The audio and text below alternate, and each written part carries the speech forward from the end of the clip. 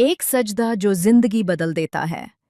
कभी तुमने सोचा है कि एक सजदे में कितनी ताकत छुपी है?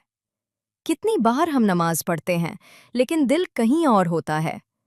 लेकिन कभी-कभी एक सजदा ऐसा होता है जो पूरी जिंदगी बदल देता है।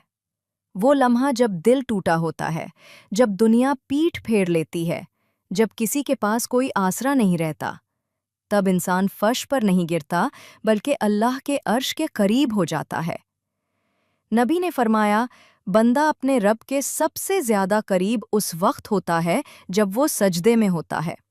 सोचो, वो लम्हा जब तुम अपनी पेशानी जमीन पर रखते हो तो तुम्हारा गुरूर, तुम्हारी थकन, तुम्हारे गम सब मिट जाते हैं।